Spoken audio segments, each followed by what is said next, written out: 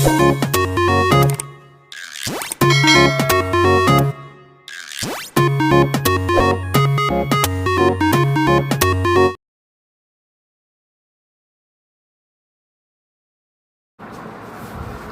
Number 6, exercise number 4.3, question number 6 22 तक हल कर लिए थे। व्हाट प्रॉब्लम है? If the work done by a body on application of a constant force is directly proportional to the distance travelled by the body. देखो ये जो concept है ये साइंस का है। साइंस में आप ये चीजें पढ़ते हो क्या? Work done, force and distance travel, इसमें एक रिलेशन होता है। बताइए, जब हम किसी भी चीज़ पर फोर्स अप्लाई करते हैं ना, ये साइंस का कंसेप्ट है। अगर हम किसी भी चीज़ पर फोर्स अप्लाई करते हैं तो कुछ काम होता है, कुछ वर्क होता है। होता है नहीं होता है? मान लिया मैंने अभी ये टेबल को खींचकर खिसकाया तो मैंने फोर्स अप्लाई किया इस पर, ठीक है? तो फोर्स अप्लाई किया तो क्या हुआ? कुछ काम हुआ ना। तो काम करने के लिए कैसे पता लगाएंगे कि कितना वर्क हुआ? तो ये जितना खिसका उससे फोर्स को मल्टीप्लाई कर देते हैं। तो जो फोर्स ये कह रहा है, आगे कह रहा है कि application of a constant force is directly proportional to the distance travelled by the body. क्या कह रहे हैं कि जो W होता है यानी कि वर्क डन, वो डायरेक्टली प्रोपोर्शनल किसके होता है? Distance travel. किसके होता है? Distance travel. ये प्रोपोर्शनलिटी का साइन होता है। और इस साइन को हटा के अगर हम इक्वल टू लगाना चाहें तो हमें यहाँ पर एक कांस्टेंट लेना पड़ता है। उसको मैं लिख देती हूँ F। W equals to FD होता है कि नहीं? Work done equals to force applied multiplied by distance travelled होता है। कहीं पढ़ा है साइंस में फॉर्मूला? यस मैम कह रहे हैं। देखो यही होता है, ठीक है? तो ये जो F मैंने लिया है ये क्या है? फोर्स। F क्या है? फोर्स। तो इस साइंस भी इसने यहाँ पर ले लिया थोड़ा। ये कह रहा है if the work done by a body on application of a constant force is directly proportional to the distance travelled by the body, express this in the form of an equation. इसको एक equation की form में दिखाओ कह रहा है, जैसे मैंने दिखा दिया, ठीक है? Equation 2 variables and draw the graph of the same by taking the constant force as 5 unit. अब ये कह रहा है कि इसको 2 वेरिएबल में एक इक्वेशन के रूप में दिखाओ। तो मैंने पहले लिखा कि वर्क डन जो है, मतलब किया गया काम है, वो डायरेक्टली प्रोपोर्शनल टू डिस्टेंस है। डायरेक्टली प्रोपोर्शनल और इन्वर्सली प्रोपोर्शनल का क्या मतलब होता है, इसको भी समझ लीजिए। आप कह रहे होंगे कि मैम बार बार डायरेक्टली प्रोपोर्शनल वर्ड यूज़ करिए, इसका मीनिंग क्या है? आपके दिमाग में आई ये बात या नहीं आई? कितनों के दिमाग में आई? आप इसका मतलब जानते हैं? साइंस में ये वर्ड बहुत बार यूज़ हुआ होगा, हुआ या नहीं हुआ? ग्रेविटेशनल चैप्टर में तो कोई सा भी चैप्टर हो, ग्रेविटेशनल में भी आता है ये, ठीक है? G is directly proportional to something, ठीक है? डायरेक्टली प्रोपोर्शनल का मतलब होता है, मैथ्स में आपने 8th क्लास में ये कंसेप्ट पढ़ा है। जब यहाँ ध्यान दो, जब किसी एक चीज़ के इंक्रीज करने पे दूसरी भी इंक्रीज होती है, पढ़ा था? और मैंने ही पढ़ाया है। यस मैम क्या कह रही है? एक के इंक्रीज करने पे दूसरी डिक्रीज होती है, ऐसा आपने मैथ्स में पढ़ा था। जैसे अगर मैं ज़्यादा घंटे काम करूं तो ज़्यादा पैसा कमाऊं, ठीक है?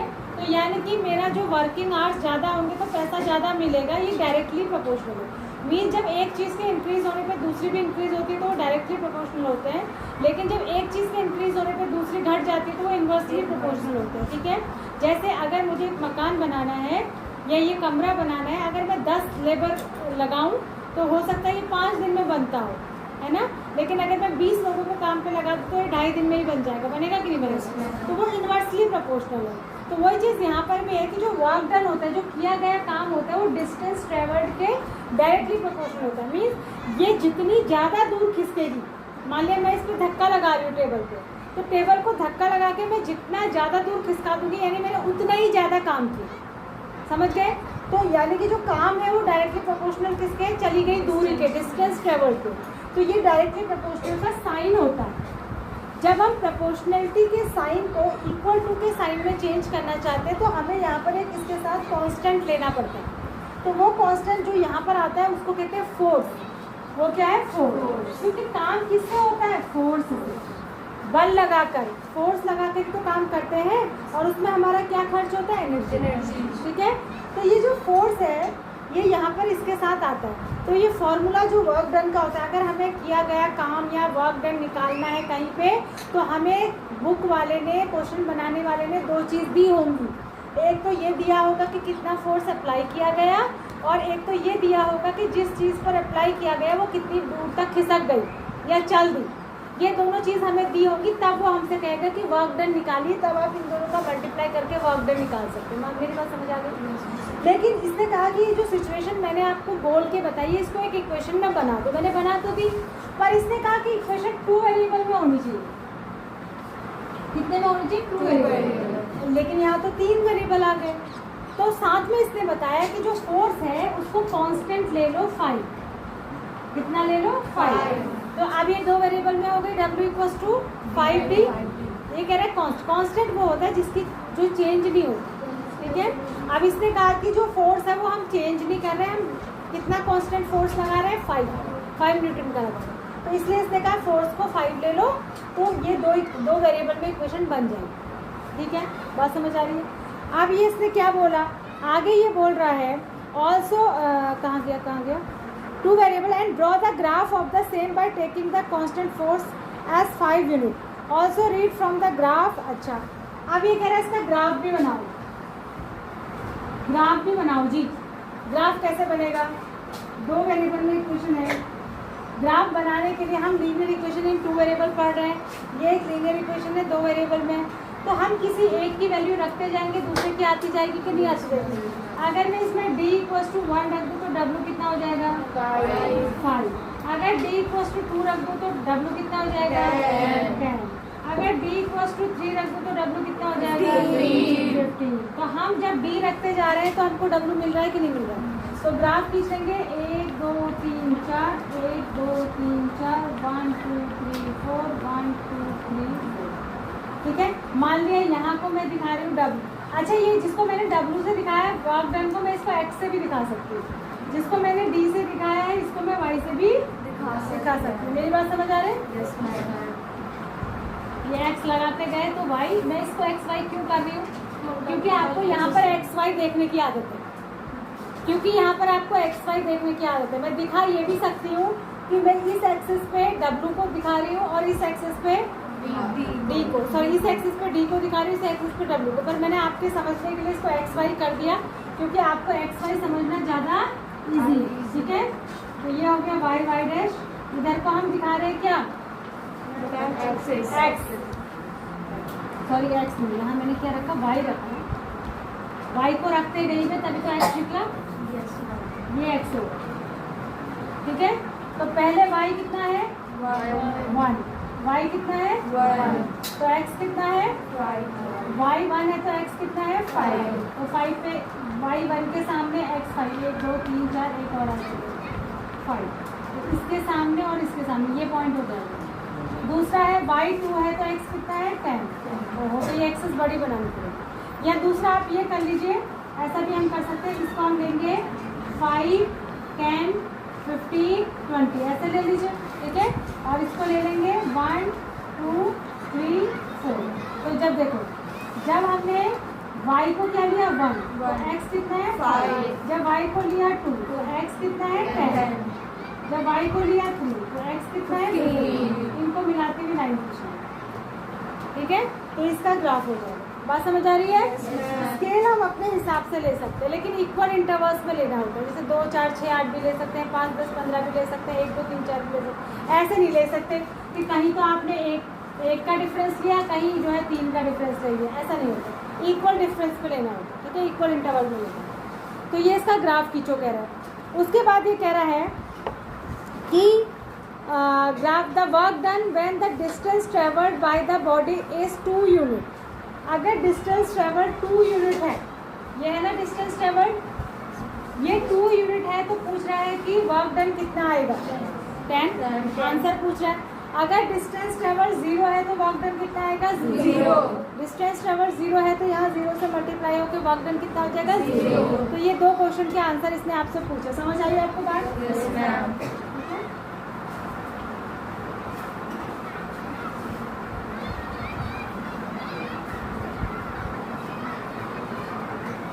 उसके बाद अगला क्वेश्चन आ जाइए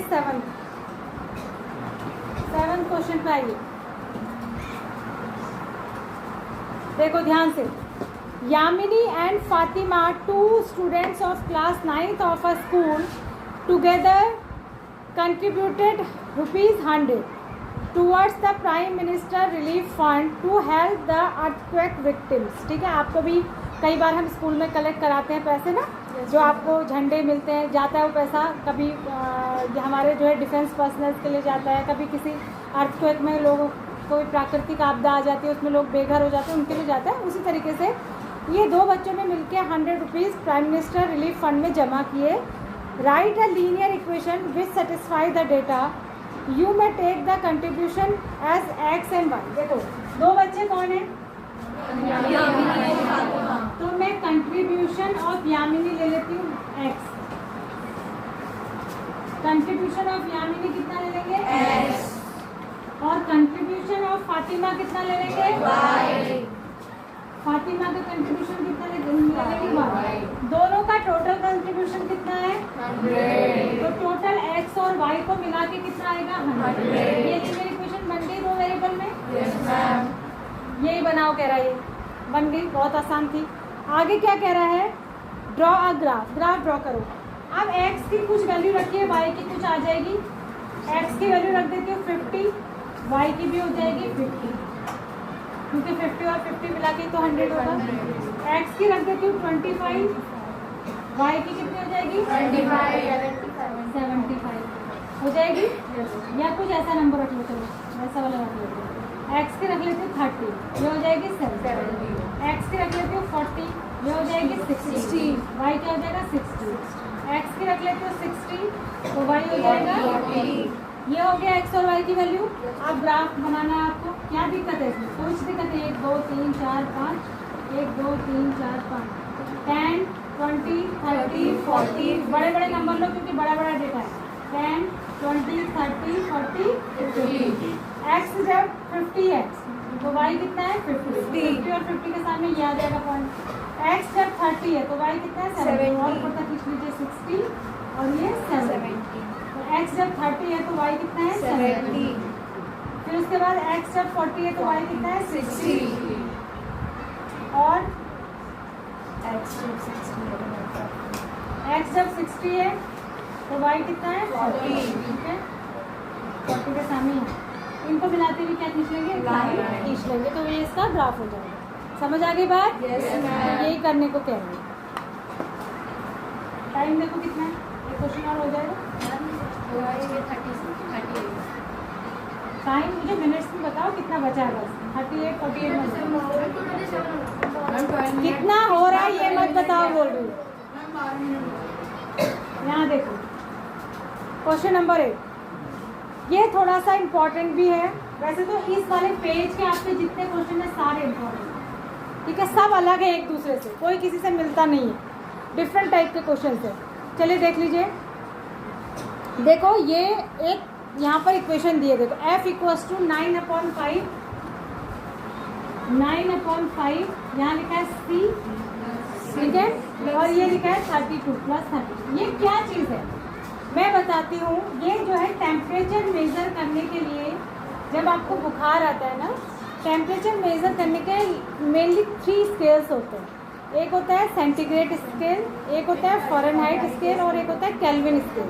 तो यहाँ पर ये फ़ारेनहाइट स्केल का मेज़रमेंट दिया है और ये सेंटीग्रेड का, और इन दोनों को एक दूसरे में चेंज कर सकते हैं।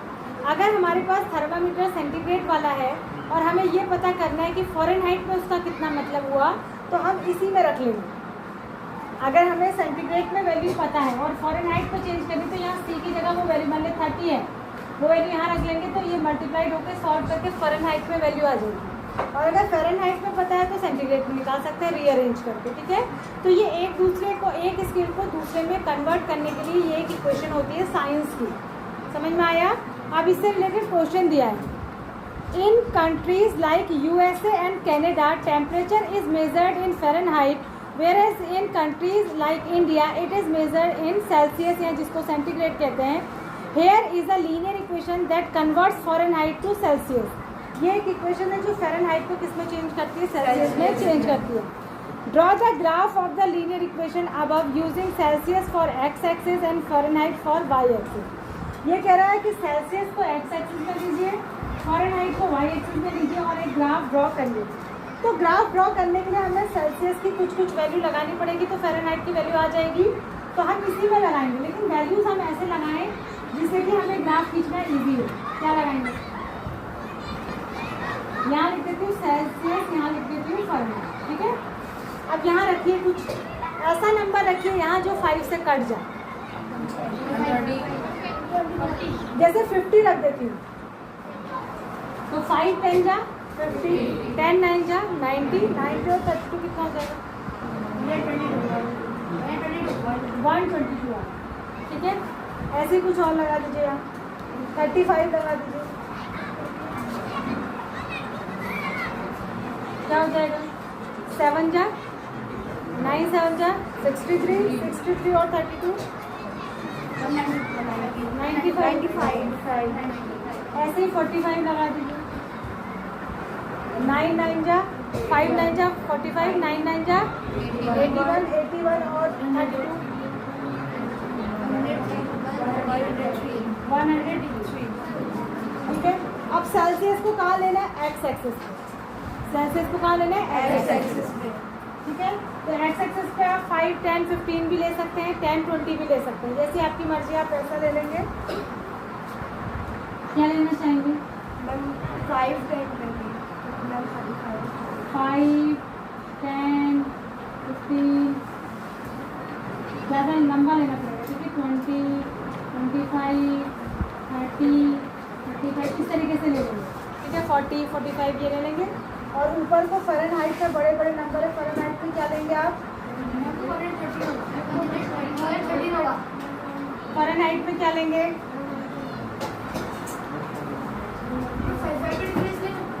5 का भी ले सकते हैं.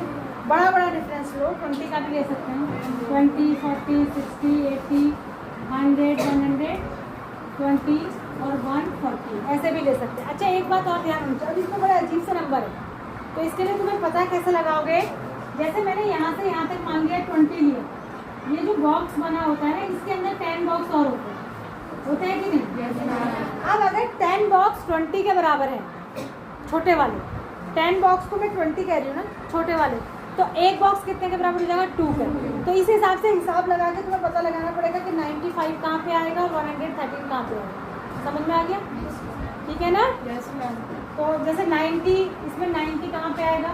जैसे हम 20 का लेंगे तो ये हो जाएगा 20 40 60 80 और यहाँ 100. इसके ठीक बीच में तो क्या आएगा? 90. क्या आएगा? 90 ठीक बीच में आएगा. फिर 95 है और एक छोटा वाला जो बॉक्स है वो 2 के बराबर है. तो 2 जा 4, 2 बॉक्स वो और एक बॉक्स के आधे बीच में. समझ में आया? ऐसे करके मेजरमेंट करना पड़ेगा. तो उसके बाद इसके बीच में ग्राफ खींच लेना है. खींच लेंगे ना? Yes ma'am. ग्राफ खींच ले, सारे ग्राफ पेपर पे ड्रॉ करके, बहुत बारीक पेंसिल से, अच्छी सी पेंसिल से ड्रॉ करके, और उसके बाद आपको उसको कॉपी में पेस्ट करना है बेटा. सबके नीट एंड क्लीन एकदम ग्राफ होने चाहिए. उसके बाद पहला तो हो गया ग्राफ ड्रॉ कर. दूसरा कह रहा है if the temperature is 30 degree what is the temperature in Fahrenheit. अगर यहाँ 30 होगा तो फ़ारेनहाइट का कितना हो जाएगा? अगर C जो है 30 है तो बताइए फ़ारेनहाइट में कितना होगा? जल्दी बताओ.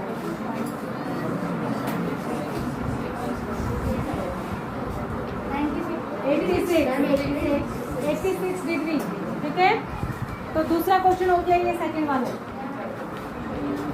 तीसरा कह रहा है if the temperature is 95 Fahrenheit, तो सेल्सियस में क्या होगा? फ़ारेनहाइट में 95 है, यहाँ 95 रखना है. तो ये 5 यहाँ हो जाएगा 9/5. C निकालना है प्लस 32. तो पहले 32 को इधर ले जाके माइनस करिए. यहाँ बचेगा 9/5 इंटू C. कितना होगा माइनस करके? जल्दी बताओ. 63. अब ये 5 इधर आके मल्टीप्लाई हो जाएगा और 9 नीचे चले जाएगा. जो नीचे है वो ऊपर, जो ऊपर है वो नीचे. 7 5 जा 35. ठीक है. समझ आया? अगला है इफ द टेम्परेचर, क्या कह रहा है? 4 वाला पढ़ो. If the temperature is 0 degree Celsius, what is the temperature in Fahrenheit? And अगर ये 0 है, C 0 अगर हो गया तो ये पूरा ही 0 हो जाएगा मल्टीप्लाई होके। Yes, ma'am. तो F कितना हो जाएगा? 32. आगे समझ? ठीक है।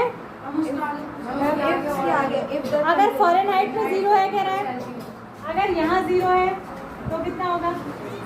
यहाँ 0 है तो ये 32 इधर आ जाएगा, माइनस होकर -32 हो जाएगा। ये ऊपर आएगा, कितना हो जाएगा? -/9, तो माइनस में आएगा टेम्परेचर, आएगा नहीं आएगा? इसको सॉल्व करेंगे तो 9 से डिवाइड होकर कितना आ जाएगा? माइनस। ठीक है। उसके बाद अगला है, is there a temperature which is numerically the same in both the Fahrenheit and Celsius. क्या कोई ऐसा टेम्परेचर है जो दोनों तरफ बराबर हो जाए, दोनों बैलेंस कर दे इक्वेशन को?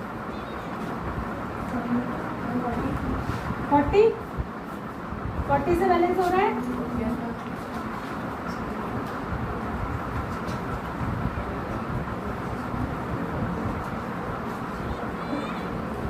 कहाँ हो रहा है बैलेंस?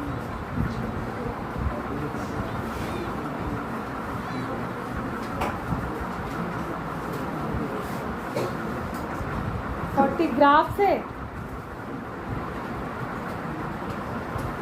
न्यूमेरिकली सेम हो, चेक करो। आंसर शीट में क्या दिया है?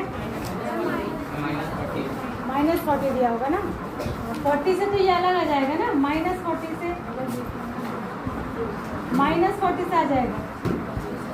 -40 रखो, देखो यहाँ -40 रख दिया मैंने और यहाँ -40 रख दो तो कितना हो जाएगा? ये कितना हो जाएगा? ये -72 + 32 आ गया ना, दोनों तरफ सेम आ गया, आ गया। तो -40 डिग्री सेंटीग्रेड एक ऐसा टेम्परेचर है जो दोनों के लिए सेम होगा। दोनों पे रख देंगे तो इक्वेशन क्या हो जाएगी? बैलेंस हो जाएगी। ठीक है। तो ये थे इसके क्वेश्चन। इसमें मैं बता रही हूँ कि जो 8th वाला क्वेश्चन है मोस्ट इम्पॉर्टेंट क्वेश्चन है। इसमें 4-5 पार्ट्स है इसके, तो ये 4 नंबर के क्वेश्चन में या 5 नंबर के क्वेश्चन में जैसा भी क्वेश्चन वो बनाना चाहेगा वैसा इससे दे सकते हैं। तो देखो बुक में ऐसे क्वेश्चन बहुत कम मिलते हैं जो इकट्ठे 4-5 नंबर के बन सकते हैं। तो वो ढूंढता है कि बुक में हमें मुझे कौन सा क्वेश्चन ऐसा देना है जिसको मैं 4-5 नंबर में डाल सकूँ, जिसके इतने पार्ट्स हो। तो ऐसे क्वेश्चन या तो ज्योमेट्री वाले क्वेश्चन में मिलते हैं हमको, जहाँ प्रूव करने वाले होते हैं, या फिर इधर मिलते हैं। ठीक है, तो ये कर लेंगे ना सब? Yes ma'am.